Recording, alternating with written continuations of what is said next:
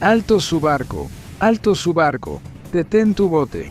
Este es un guardacostas de los Estados Unidos haciendo algo que desafía toda lógica marítima. Está saltando desde una lancha de persecución a toda velocidad, cruzando aguas abiertas, para aterrizar directamente sobre el casco resbaladizo de un submarino en movimiento. Tiene exactamente 60 segundos para abrir la escotilla antes de que los hombres dentro accionen las válvulas internas, hundiendo intencionalmente la carga valorada en millones de dólares hasta el fondo del océano. Pero esta acrobacia de película de acción ni siquiera es la parte más loca de toda la operación. Es como este submarino rudimentario, construido por el cártel, logró evadir la red de vigilancia marítima más avanzada del planeta. Para llegar hasta aquí, en primer lugar, en algún lugar del Pacífico Oriental, a cientos de millas de la costa, una embarcación se desliza entre las olas del océano. Es un narcosubmarino. Dentro del tubo de fibra de vidrio de 12 metros o 40 pies, hay 7.700 kilogramos, 17.000 libras de cocaína, con un valor de casi 250 millones de dólares. Notoriamente difíciles de detectar, estas embarcaciones elusivas son utilizadas por los cárteles para transportar narcóticos a largas distancias, y la mayoría llega a su destino sin ser vista jamás. Pero esta se desvió hacia la zona equivocada, una que está vigilada por la Guardia Costera de los Estados Unidos, y ahora está siendo rastreada. Capturar uno de estos submarinos podría parecer una simple intercepción, pero encontrarlos en primer lugar es una pesadilla matemática. El ejército de los Estados Unidos opera una red de rastreo sin igual, usando radares diseñados para cazar misiles supersónicos y satélites que pueden leer una placa desde el espacio. Sin embargo, de alguna manera, un sindicato de contrabando en la selva usando fibra de vidrio barata y motores diésel logró evadirlo por completo. Estas embarcaciones son difíciles de atrapar, y el personal de la Guardia Costera les pone apodos como Pie Grande o la Ballena Blanca, debido a lo raro que es ver una realmente en mar abierto. Incluso con los potentes radares y equipos de vigilancia de la Guardia Costera, hay grandes desafíos involucrados en la caza de estos submarinos furtivos. El Océano Pacífico Oriental abarca millones de millas cuadradas, aproximadamente del tamaño de todo el territorio continental de Estados Unidos.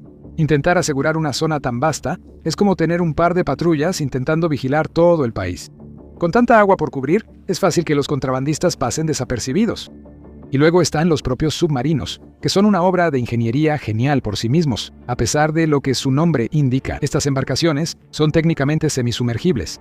Los ingenieros las construyen de manera que el 90% de su masa quede por debajo de la línea de flotación, ocultas bajo las olas, y lo único que sobresale sobre el agua es una pequeña cabina fuertemente blindada y un tubo de admisión de aire. La parte superior de los submarinos también suele estar pintada de azul o gris para mezclarse con las olas del océano que los rodean. Encontrar uno es como buscar una aguja en un pajar. Sus diseños de bajo perfil y su construcción de fibra de vidrio les dan firmas de radar mínimas, haciendo que las computadoras militares los confundan con olas gigantes. Además de esto, los narcosubmarinos se mueven lentamente por el agua, y muchos apenas alcanzan velocidades máximas de 10 nudos, o 11.5 millas por hora, o 18.5 kilómetros por hora. Aunque esto significa que tardan varios días en llegar a sus destinos, también significa que se mueven silenciosamente. Puedes patrullar las aguas abiertas durante toda tu carrera sin ver ni una sola sombra pasar junto a tu casco. Y, históricamente, la Guardia Costera solo atrapa alrededor del 11% de estas embarcaciones. Pero durante este viaje en particular, en junio de 2019, el ejército tuvo suerte. La tripulación, apretujada en los estrechos espacios de este narcosubmarino en particular, asumió que sería otro viaje sin incidentes a través del océano. Esperaban llegar a su destino sin ser detectados y sin sufrir daños.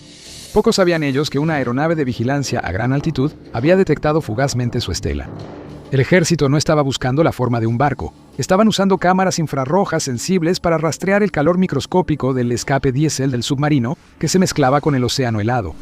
Una vez que la aeronave localizó esa anomalía térmica, transmitió la información a los equipos de la Guardia Costera de Estados Unidos que iban a bordo. El guardacostas Monroe se mantuvo a millas de distancia, más allá del horizonte, para que los motores pesados de su barco no fueran escuchados. Mientras enviaban rápidamente un helicóptero para vigilar desde el cielo, junto con dos pequeñas lanchas de persecución para interceptar la embarcación, los guardacostas tuvieron que acercarse al submarino con la mayor discreción posible. Y tampoco había ni un solo minuto que perder, ya que estaban contrarreloj. El protocolo del cártel dicta que si una tripulación escucha que se acerca una lancha militar, inmediatamente abren las válvulas internas de hundimiento. Esto inunda rápidamente el submarino, hundiendo la carga multimillonaria, junto con las pruebas, directamente hasta las aplastantes profundidades del fondo del océano. Además del riesgo de que hundan su propio submarino, las tripulaciones de contrabando a bordo suelen estar armadas. Es una situación peligrosa, y los agentes de abordaje de la Guardia Costera tienen como mucho un par de minutos para detener a la tripulación. Cuando las lanchas de abordaje aparecen de la nada y se acercan al submarino, uno de los oficiales armados de la Guardia Costera grita en español: «¡Alto, Subaco! ¡Detén tu bote!». No se detiene, y ahora la Guardia Costera no tiene otra opción más que intentar una maniobra de abordaje arriesgada. Armados con pistolas y gafas de visión nocturna, que saben que necesitarán para poder ver. Dentro del casco tenuemente iluminado del submarino, 3 guardias se deslizan por el costado de su propia embarcación y saltan directamente sobre el casco mojado del submarino narco en movimiento. Uno de los agentes de abordaje corre hacia la escotilla, golpeándola con el puño y ordenando a la tripulación que salga. El puro impacto de la emboscada táctica deja a la tripulación paralizada. Sabiendo que no les quedan opciones, los tripulantes abren la escotilla y levantan las manos en el aire. No tuvieron tiempo de reaccionar y prefirieron irse con vida, en lugar de correr el riesgo de hundirse con su nave. La operación fue un éxito ejemplar. Se incautaron las 17.000 libras, 7.700 kilogramos de narcóticos. Los 5 tripulantes fueron detenidos, y los militares le habían sacado al cártel $250 millones directamente de sus bolsillos. Las autoridades asumieron que finalmente habían cortado las rutas de suministro del Pacífico. Creyeron que habían salido victoriosos. Pero esta victoria militar decisiva no terminó con el conflicto. Simplemente arrinconó a los cárteles, obligándolos a mirar el Océano Pacífico bloqueado y a inventar una solución de ingeniería tan descabellada que las autoridades nunca la vieron venir. Si los cárteles no podían mover sus submarinos hacia el norte, a través de la red naval estadounidense cerrada, tendrían que girar hacia el este, tendrían que cruzar el Océano Atlántico.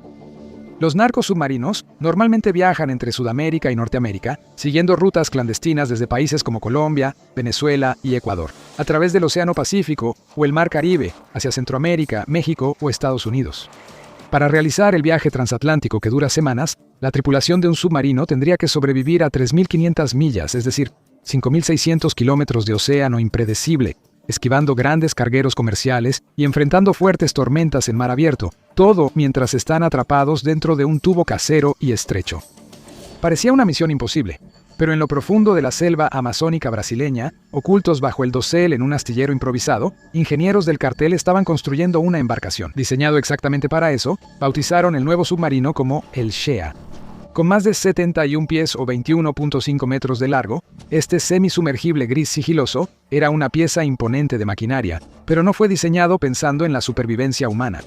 Para cruzar un océano, un submarino necesita una cantidad inmensa de combustible. Así que los ingenieros del cártel metieron 5.300 galones o 20.000 litros de combustible diésel en el casco de fibra de vidrio sin blindaje. Luego tuvieron que acomodar la carga. 6.600 libras o 3.000 kilogramos de cocaína, con un valor de más de $100 millones para mover todo ese peso. Para recorrer 3.500 millas o 5.600 kilómetros por mar, instalaron un motor diésel industrial de alta potencia. Para cuando el combustible, las drogas y el motor estaban instalados, casi no quedaba espacio para los seres humanos que tenían que pilotarlo. La tripulación fue obligada a meterse en una cabina estrecha y claustrofóbica cerca de la parte trasera de la embarcación. Tenía justo el espacio suficiente para que una persona se sentara en los controles de dirección, mientras que otras 2 podían acostarse en el suelo.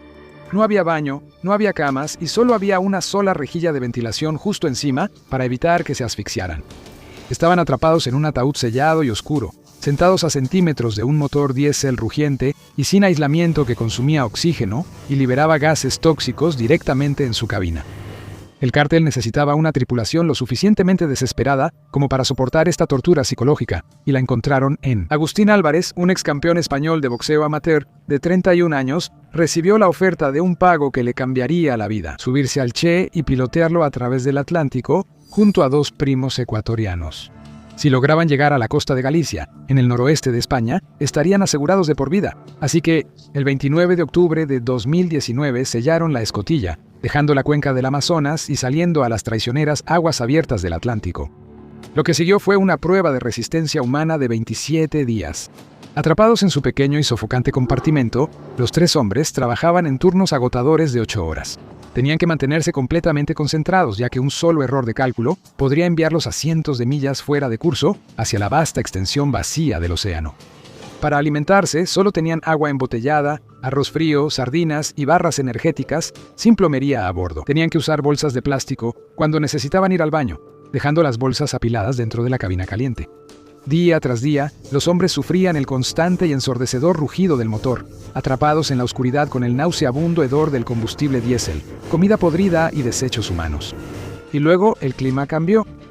Durante su travesía de casi un mes, el Shea fue azotado por 3 tormentas oceánicas brutales distintas. Estaban encerrados dentro de una caja oscura de fibra de vidrio, ahogándose con los vapores mientras miles de toneladas de agua del océano los sacudían dentro de su embarcación. No podían salir a la superficie y no podían pedir ayuda. A pesar de todo esto, lograron navegar las 3.500 millas o 5.600 kilómetros, llegando a las costas rocosas de España. Su plan era esperar en alta mar, coordinarse con algunos barcos pesqueros locales del cartel, descargar la cocaína y luego abrir las válvulas de hundimiento para que el barco se fuera al fondo del mar. Pero el océano Atlántico tenía una última trampa esperándolos. Las aguas frente a la costa de España estaban tan turbulentas que los pequeños barcos pesqueros no podían acercarse de manera segura al submarino para transferir la droga. Quedándose peligrosamente sin combustible y sin opciones, Álvarez hizo una llamada desesperada a unos viejos amigos de la infancia en tierra firme, rogándoles que salieran a ayudarlo a llevar la cocaína a la costa. Fue un error fatal. Mientras Álvarez y su tripulación sufrían en la oscuridad, una red multinacional de inteligencia había estado rastreando anomalías en la región. Las fuerzas del orden de Estados Unidos, Reino Unido, España y Portugal habían estado esperando a que hicieran un movimiento. Cuando la tripulación finalmente se dio cuenta de que la policía se acercaba, abrieron las válvulas de hundimiento para hacer que el barco se hundiera y se lanzaron al agua helada para nadar hasta la orilla rocosa. Los 2 ecuatorianos fueron arrestados casi de inmediato. Agotado y destrozado por el viaje, Álvarez logró llegar a tierra y esconderse en una casa abandonada durante 5 días antes de que las autoridades lo encontraran. Los 3 hombres fueron condenados a 11 años de prisión, y las autoridades sacaron el submarino hundido del fondo del océano, recuperando toda la cocaína. Pero los cárteles estaban observando muy de cerca, y esta fallida misión transatlántica les enseñó algo. La ingeniería del submarino no falló. La fibra de vidrio se mantuvo unida, el motor resistió las 3.500 millas y el diseño sigiloso evitó la detección durante casi un mes. Lo único que falló al cártel fueron los límites físicos y mentales de los seres humanos que lo pilotaban. Los humanos se cansan, los humanos hacen llamadas desesperadas y los humanos exhaustos cometen errores operativos catastróficos. Así que los ingenieros del cártel vieron los millones de dólares perdidos y se hicieron una pregunta muy simple. ¿Y si eliminaban a los humanos por completo? Al eliminar el elemento humano, ¿los cárteles podrían resolver todas las vulnerabilidades operativas que enfrentaban? Una tripulación humana requiere comida, agua y aire respirable. Exigen una cabina claustrofóbica que ocupa un valioso espacio dentro del casco. Requieren pagos que les cambien la vida para arriesgarse. Pero lo peor de todo es que una tripulación humana representa un riesgo de filtración de información. Si un contrabandista es capturado e interrogado por las autoridades internacionales, siempre existe la posibilidad de que ceda bajo presión y revele los nombres de los jefes del cartel para asegurar un acuerdo de culpabilidad. Una máquina no necesita respirar, una máquina no exige un sueldo, una máquina no puede ser interrogada. En lugar de pagarle a hombres desesperados para soportar un viaje tóxico a través del océano, las organizaciones del cartel contrataron a expertos en tecnología e ingenieros marinos para construir un semisumergible no tripulado. Eliminaban por completo la cabina de la tripulación. Sin el peso de una tripulación humana y sus suministros de supervivencia, el perfil del submarino podía diseñarse para que quedara aún más bajo en el agua. Esto eliminó una firma de radar que ya era microscópica y liberó espacio valioso para combustible y carga. Pero operar un dron en mar abierto presenta un obstáculo de ingeniería complejo. Un vehículo controlado a distancia depende de un flujo continuo de datos. Durante años, el Internet satelital marítimo tradicional requería antenas en forma de cúpula, pesadas y que consumían mucha energía, lo que arruinaría instantáneamente el perfil furtivo de un submarino. Pero el lanzamiento comercial de redes satelitales en órbita terrestre, baja, cambió completamente la ecuación. Ahora, un receptor plano y resistente al agua, del tamaño de una caja de pizza, puede proporcionar transmisiones de video de alta velocidad desde cualquier lugar del planeta. Para reemplazar al piloto humano, atornillaron una antena satelital plana de Starlink directamente a la proa del casco de fibra de vidrio. Luego, conectaron 2 cámaras de vigilancia al submarino. Una apuntaba hacia el agua para monitorear la trayectoria en el océano, y la otra estaba montada en lo profundo del compartimiento del motor para vigilar constantemente los indicadores mecánicos.